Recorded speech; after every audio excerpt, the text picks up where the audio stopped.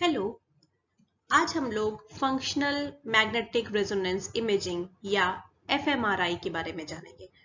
FMRI में ध्यान दीजिए, एफ हमेशा स्मॉल लेटर्स में लिखा जाता है और एमआरआई जैसे आपने एमआरआई का पढ़ा था इसके पहले, मैग्नेटिक रेजोनेंस इमेजिंग को जैसे लिखते हैं कैपिटल में, वैसे एमआरआई लिखते हैं। ये हमेशा ध्यान दीजिएगा। कई बार गलती से लोग, क्योंकि फंक्शनल मैग्नेटिक रेजोनेंस इमेजिंग है तो एफ भी कैपिटल कर देते हैं, एफ हमेशा स्मॉल में लिखा जाता है।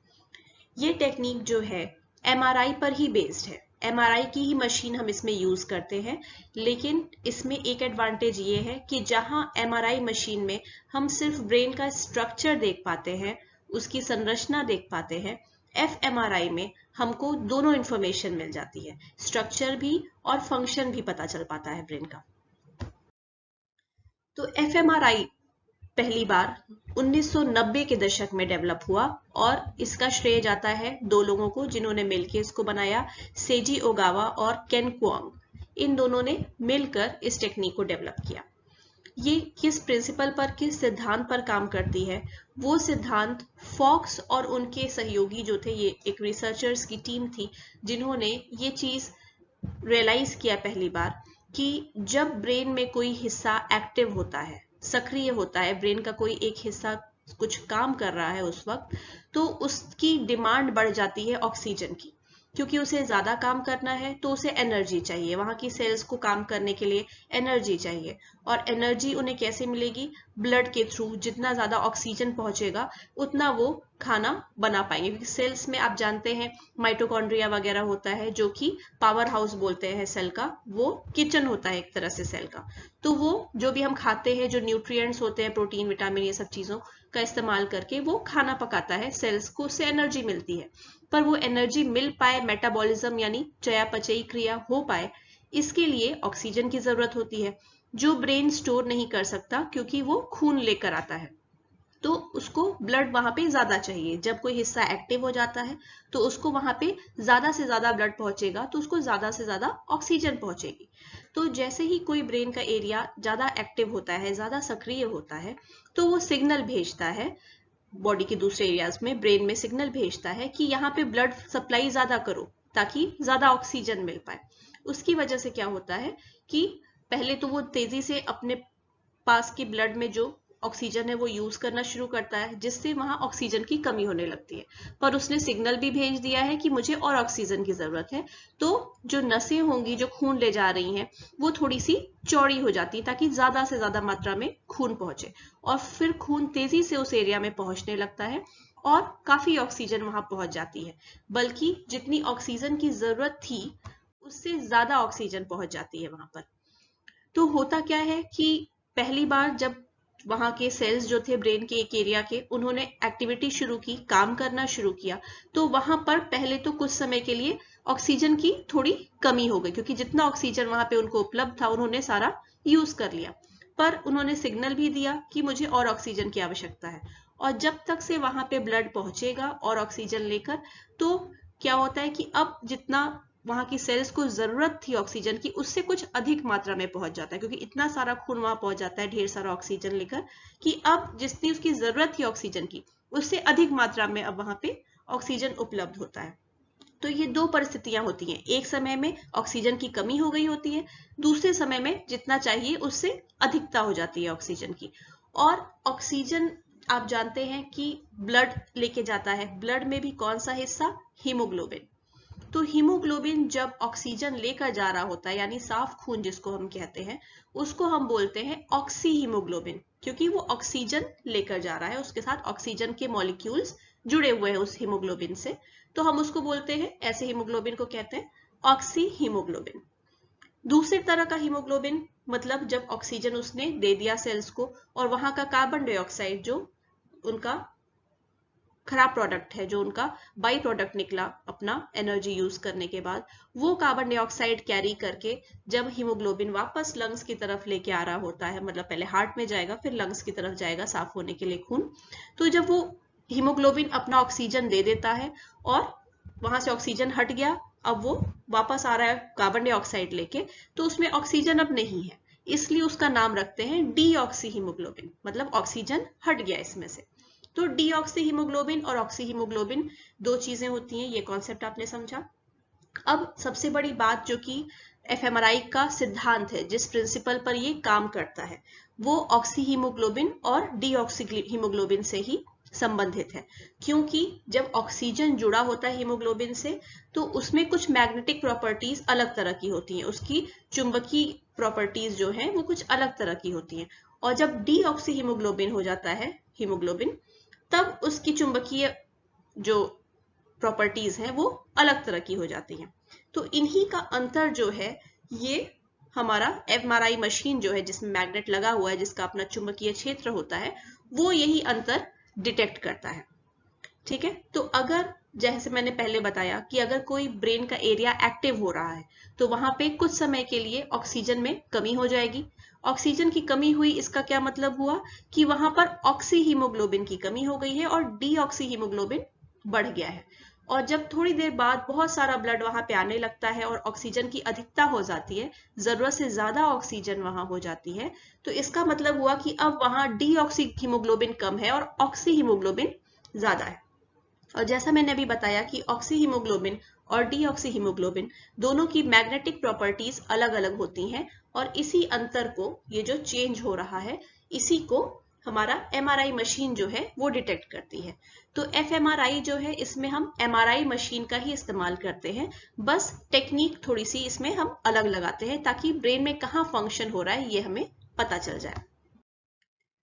तो ओगावा और उनके जो सहयोगी थे, उन्होंने देखा कि एमआरआई मशीन जो है उसमें हमें जो इंफॉर्मेशन मिल रही है उससे हम काफी सही और सटीकता से अंदाजा लगा सकते हैं कि ब्रेन में कहाँ हलचल हो रही है, कहाँ सक्रियता बढ़ गई है, क्योंकि मैग्नेटिक प्रॉपर्टी अलग अलग होती है डीऑक्सी हीमोग्लोबिन और ऑक्सी हीमोग्लोबिन की।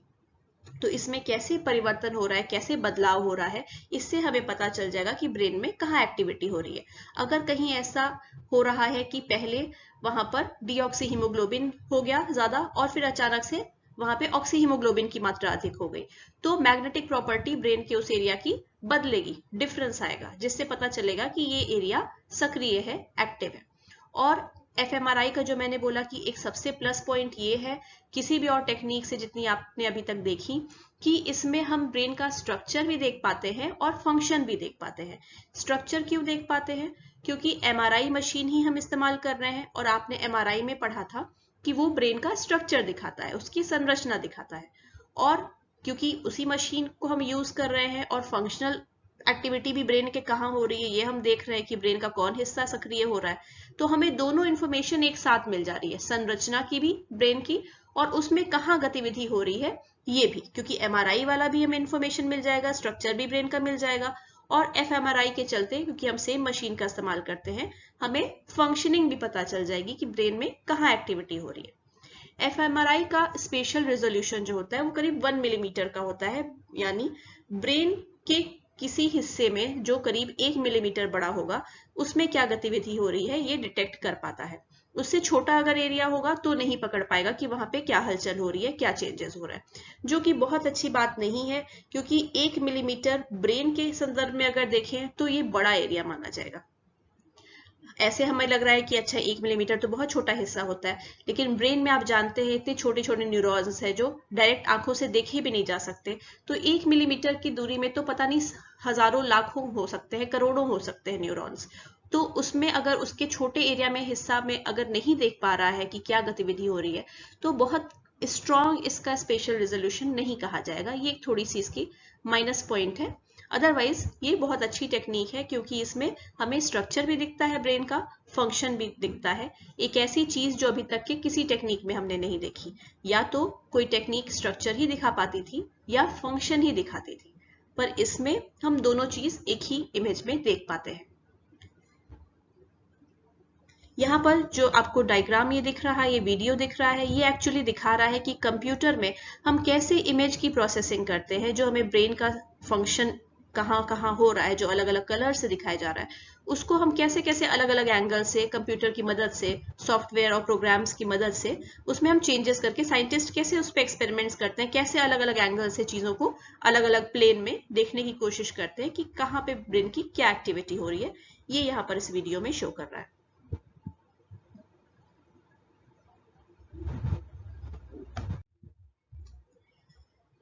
जैसा भी मैंने बताया कि जो हीमोग्लोबिन का यहाँ पे हम परिवर्तन देख रहे हैं कि पहले तो डीऑक्सी हीमोग्लोबिन की अधिकता हो जा रही है क्योंकि ऑक्सीजन की कमी हो गई, और जो एरियाज एक्टिव हुए ब्रेन के उन्होंने आसपास की ऑक्सीजन सब यूज कर ली। लेकिन फिर उन्होंने सिग्नल भी दिया हुआ था कि और ब्लड आए और ऑक्सीजन की जरूरत है, और ज्यादा ब्लड वहां पहुंच जाता है, जितनी जरूरत है उससे ज्यादा पहुंच जाता है, तो बहुत सारा ऑक्सीजन वहां पे हो जाता है, तो ऑक्सी हीमोग्लोबिन की अधिकता हो जाती है।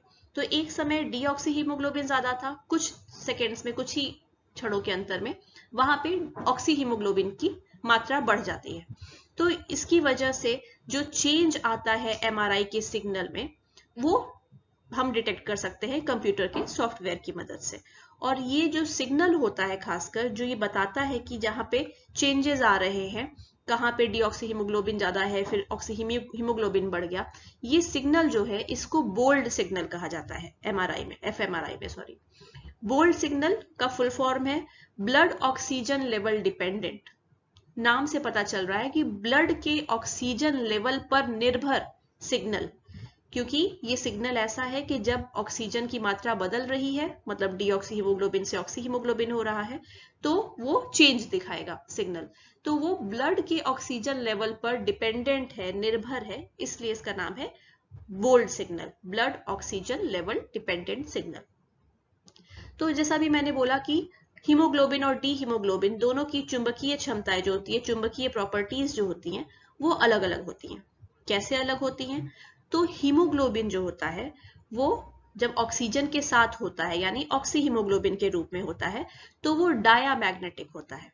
डायामैग्नेटिक एक प्रॉपर्टी है मैग्नेटिज्म की, चुंबकीय क्षमता की, जिसका मतलब होता है कि जो चीज डायामैग्नेटिक है वो दूसरे चुंबकीय क्षेत्र के विपरीत दिशा में जाएगी, उसको रिपेल करेगी। जैसे दो चुंबक कभी कभी आप सामने लाते हैं और अगर उनकी सेम धुरी एक साथ मिल रही है तो वो चिपकते नहीं है, दूर भागते हैं एक दूसरे से, प्रेशर पता चलता है। उसी तरह से जब कोई चीज डायामैग्नेटिक होती है तो दूसरे चुंबकीय क्षेत्र में आने पे उससे दूर भागती है। तो ऑक्सी हीमोग्लोबिन जो होता है उसकी प्रॉपर्टी डायामैग्नेटिक वाली होती है। और आप जान रहे हैं कि एमआरआई का जैसे आपने देखा था कि उसमें एक बड़ा चुंबक होता है, बड़ा मैग्नेट होता है, वो अपना ही मैग्नेटिक फील्ड एक प्रोड्यूस करता रहता है। तो डायामैग्नेटिक जो होता है ऑक्सी हीमोग्लोबिन, वो उससे अट्रैक्ट नहीं होता है। तो इसकी वजह से जो बोल्ड सिग्नल है उसमें कोई खास परिवर्तन नहीं होता है। लेकिन जो डी ऑक्सी हीमोग्लोबिन होता है वो होता है पैरामैग्नेटिक। पैरामैग्नेटिक चीज जो होगी वो दूसरे चुंबकीय क्षेत्र की तरफ आकर्षित होती है, अट्रैक्ट होती है। तो जहां पर डीऑक्सी हीमोग्लोबिन की अधिकता होती है वहां पर एमआरआई सिग्नल जो है, बोल्ड सिग्नल जो है, वो बहुत स्ट्रांग हो जाता है, क्योंकि वो जो सिग्नल जो डीऑक्सी हीमोग्लोबिन है उसका चुंबकीय क्षेत्र जो है एमआरआई मशीन के चुंबकीय क्षेत्र की तरफ अट्रैक्ट हो रहा है, आकर्षित हो रहा है। तो वहां पे बोल्ड सिग्नल जो है वो काफी बढ़ जाता है। तो यही अंतर है जिससे पता चलता है जब बोल्ड सिग्नल में कुछ ज्यादा हलचल नहीं दिख रही है, इसका मतलब वहां पर ऑक्सी हीमोग्लोबिन ज्यादा होगा। जैसे ही उसमें काफी गतिविधि दिखने लगे, काफी हलचल दिखने लगे सिग्नल में, इसका मतलब होगा कि वहां पर डीऑक्सी हीमोग्लोबिन ज्यादा है। तो यही डिफरेंस है जिससे कंप्यूटर सॉफ्टवेयर की मदद से हम डिटेक्ट कर पाते हैं कि कहां पर गतिविधि ज्यादा हो रही है। यानी जाहिर सी बात है, जहां ब्रेन सक्रिय होगा वहीं पे प्रॉपर्टी चेंज होगी सिग्नल की, क्योंकि वहां पर अचानक से ऑक्सीजन ढेर सारा पहुंचता है, ऑक्सी हीमोग्लोबिन बढ़ जाता है। तो कहीं अगर ब्रेन में दिख रहा है कि पहले काफी हलचल दिख रही है और फिर अचानक से वहां पे हलचल बंद हो गई, इसका मतलब कि वहां पे पहले डीऑक्सी हीमोग्लोबिन अधिक हो गया था, जो कि पैरामैग्नेटिक होता है और इसलिए काफी सिग्नल्स दिखा रहा था। लेकिन वहां पे थोड़ी देर में बहुत सारा ऑक्सीजन पहुंच गया, ऑक्सी हीमोग्लोबिन अधिक हो गया, जो कि अट्रैक्ट नहीं होता है चुंबकीय क्षेत्र की तरफ, तो वहां पर सिग्नल में कमी दिखी जाती है। यही डिफरेंस है बोल्ड सिग्नल का, जिससे हम समझ पाते हैं कि कहां पे ब्रेन में गतिविधि हो रही होगी।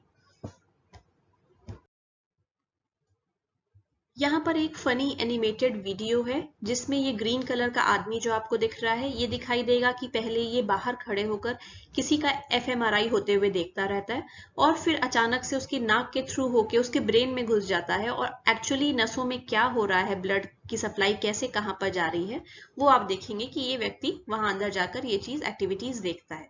यहाँ आप देखेंगे, दिखाया जाएगा कि कैसे अलग अलग फंक्शन बॉडी का होता है। तो ब्रेन के अलग अलग एरियाज एक्टिव होते हैं और जब कोई एरिया एक्टिव होता है तो वो सिग्नल भेजता है ब्रेन को, और हार्ट को भी वो सिग्नल जाता है कि ज्यादा ब्लड पंप करने की जरूरत है, जो ज्यादा ऑक्सीजन लेके ब्रेन के उस एरिया में जाए जो भी एक्टिव है।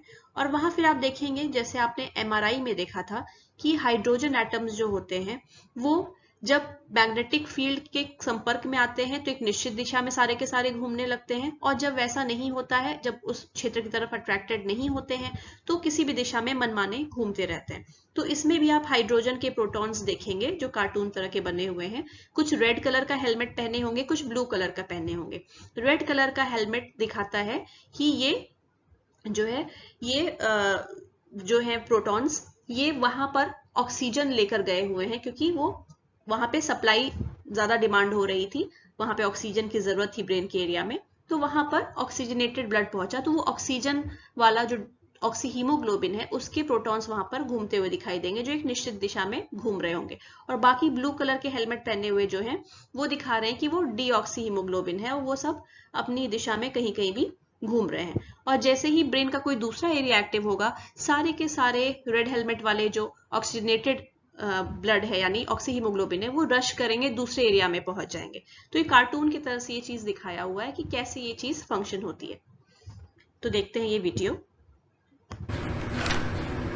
So if the fingers of the left hand wiggle, right brain lights up. But if it's the fingers of the right hand, left brain activity. And if we bring out the duster, a different area is active. Everyone loves the duster. The clarity of the images we are seeing is down to us using one of the strongest MRI machines in the world. It has a 7 Tesla magnet inside it. That is strong enough to pick up a double-decker bus. But we use it to find out how the brain works. Thanks to the strong magnetic field, the scanner can detect changes in the oxygen levels of the blood in a person's brain. When the fingers of the left hand wiggle, there is an increased electrical activity in the areas of the brain that are used to generate the movement. And to feed the increased demand, more oxygen is delivered by the blood. This can be measured because at an atomic level, a magnetic field makes protons spin. The stronger the magnet, the faster the spin. Crucially, though, the protons in oxygenated blood spin more slowly than those in non-oxygenated blood. And we can detect these differences with our MRI scanner. When the fingers of the other hand wiggle, oxygenated blood flows to the new areas of increased electrical activity. And, by deduction, we know these must be the areas being used to produce the new movement. Our experiments show us how our brains respond when we talk, experience pain, watch a film, or listen to music. They allow us to see how our brain changes when we learn new things or recover from damage after, say, a stroke or an accident. Overall, they enhance our understanding of what, I'm sure you'll all agree, is a very important organ.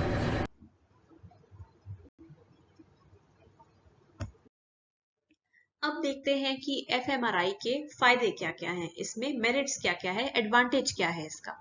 तो fMRI जो है इससे हम brain में metabolic changes जो हो रहे हैं यानी चयापचयी क्रिया में जो परिवर्तन हो रहा है वो हम पता कर सकते हैं, और एक सिंगल सब्जेक्ट में, एक सिंगल पर्सन में भी हम ये चेंजेस देख सकते हैं। तो इसमें हमें अलग अलग सब्जेक्ट्स में अलग अलग पार्टिसिपेंट्स में स्टडी करके और फिर एवरेज करने की जरूरत नहीं होती है रिजल्ट्स को।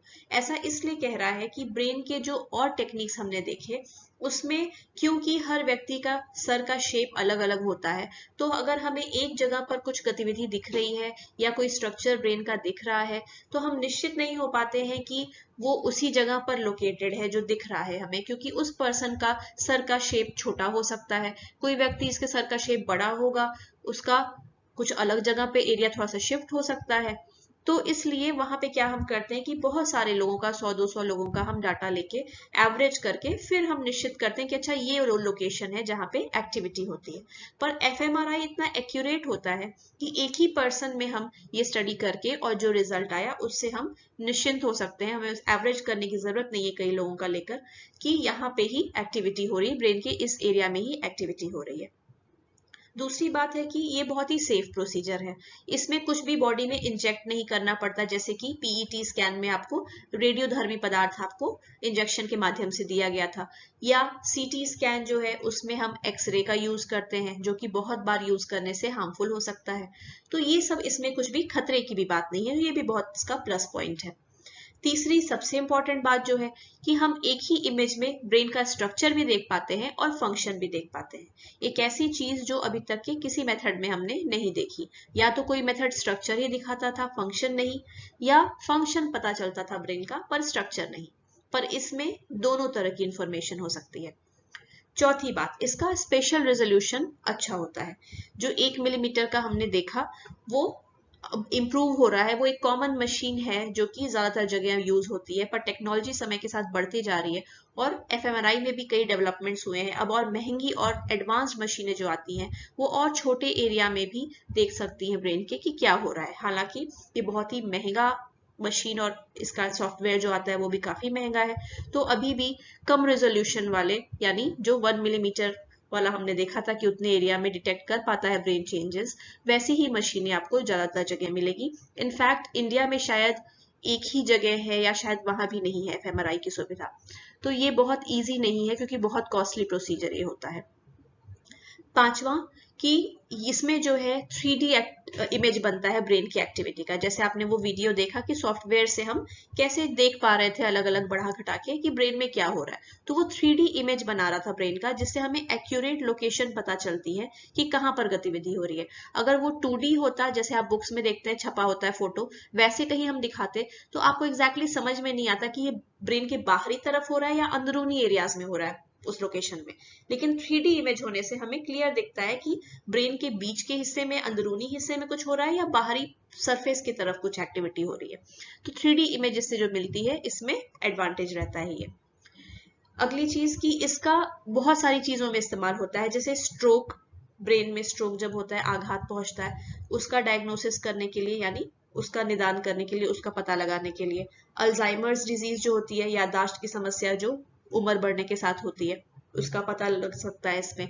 ब्रेन की मैपिंग हो सकती है, यानी जैसे अभी मैंने बोला कि न्यूरो साइंटिस्ट और साइकोलॉजिस्ट जो होते हैं वो ये अध्ययन करना चाहते हैं, जो भी रिसर्चर्स होते हैं, कि ब्रेन का कौन एरिया किस चीज के लिए जिम्मेदार है।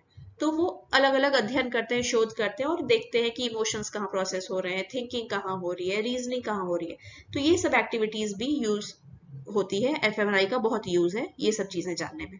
सर्जरी की प्लानिंग अगर करनी है, अगर ब्रेन की सर्जरी करनी किसी एरिया की, तो ये 3D इमेज हमें दिखा पाता है। तो एग्जैक्टली डॉक्टर समझ पाते हैं कि हमें कहाँ पर ब्रेन में अंदर जाके वहां पे ऑपरेशन करना है, वहां पे सर्जरी करनी है।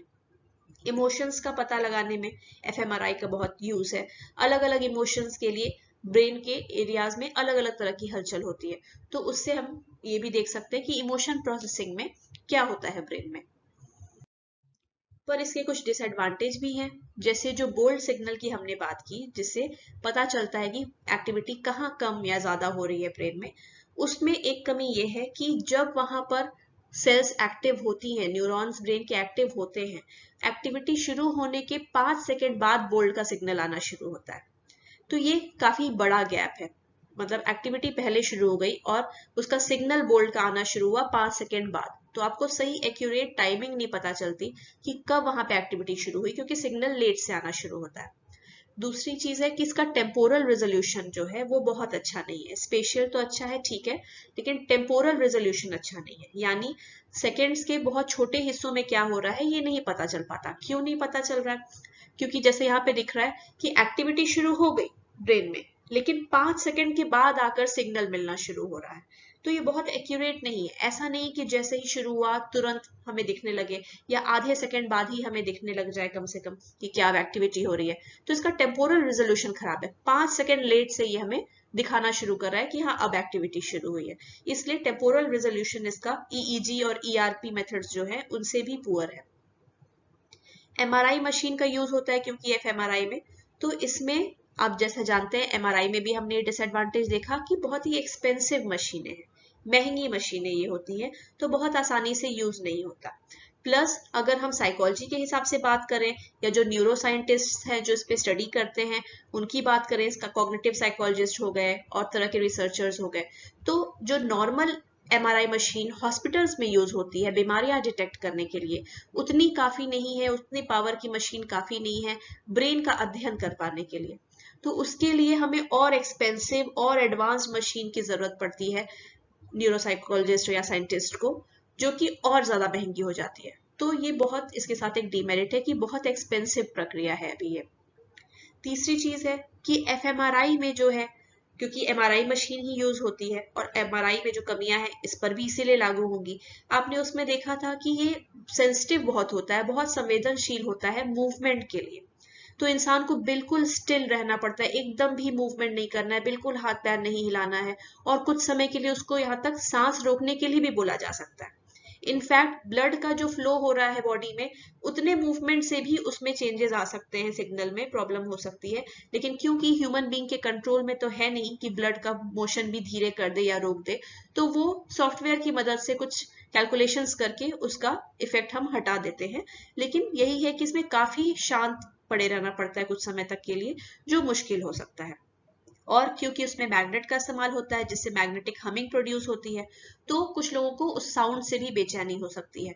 बंद सिलेंडर की तरह होता है, जो लोग क्लॉस्ट्रोफोबिक हैं, जिनको बंद जगहों से डर लगता है, उनके लिए भी इसमें प्रॉब्लम हो सकती है। तो इस तरह की कमियों के चलते जो एक्सपेरिमेंट साइकोलॉजी में किए जाते हैं, जो कि हम देखना चाहते हैं कि व्यक्ति क्या चीज कैसे प्रोसेसिंग कर रहा है, तो ब्रेन में कहाँ हलचल हो रही है, कहाँ एक्टिविटी बढ़ रही है, वो काफी तरह के एक्सपेरिमेंट्स हम नहीं कर पाते हैं इन सब कमियों के चलते। जैसे आवाज उसमें इतनी होती है, कुछ सुनाकर अगर हम उसका रिस्पॉन्स देखना चाहें तो बहुत क्लियर व्यक्ति को सुनाई नहीं देगा, क्योंकि मशीन ही इतनी आवाज कर रही है। प्लस कुछ लंबा एक्सपेरिमेंट करना है तो वो मुश्किल है, क्योंकि लोगों को घबराहट और बेचैनी होने लगती है इतना क्लोज जगह में रह के। तो कई सारे प्रॉब्लम्स जो है ये बाधित करते हैं अच्छे एक्सपेरिमेंट्स हो पाने के लिए। इसके जो रिजल्ट्स होते हैं उसका निष्कर्ष निकालना भी बड़ा मुश्किल होता है, क्योंकि ये इतनी एडवांस टेक्नोलॉजी है कि अभी बहुत ज्यादा इसका यूज सबको नहीं पता है।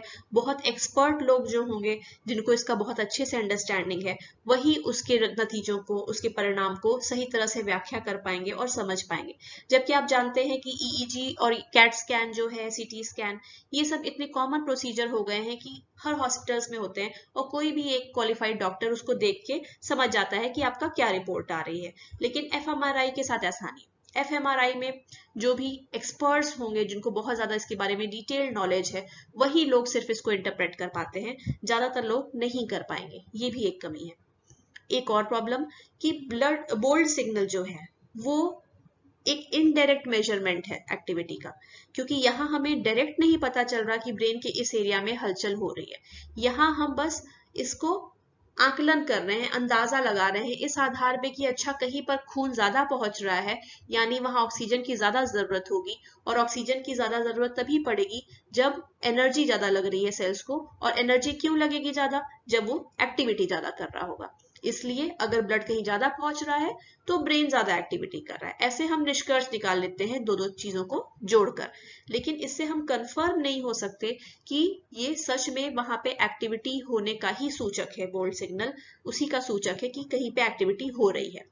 कई बार जो बोल्ड सिग्नल है वो बॉडी में कुछ और चेंजेस से भी प्रभावित हो सकता है, जिससे हम गलत निष्कर्ष निकाल लेंगे कि कहीं एक्टिविटी बढ़ी है ब्रेन में, इसलिए वहां पे सिग्नल हाई आ रहा है, पर पता चला कि बॉडी में कुछ और चेंजेस की वजह से वो सिग्नल में डिफरेंस आ रहा है। तो ये भी एक दिक्कत की बात होती है।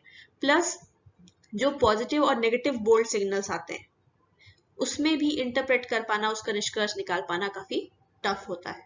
तो ये सब कुछ कमियां हैं एफएमआरआई की, जिसकी वजह से ये अभी भी बहुत ज्यादा बहुतायत में यूज नहीं हो पाता है, और इंडिया में तो इसकी अवेलेबिलिटी बहुत ही कम है। Thank you.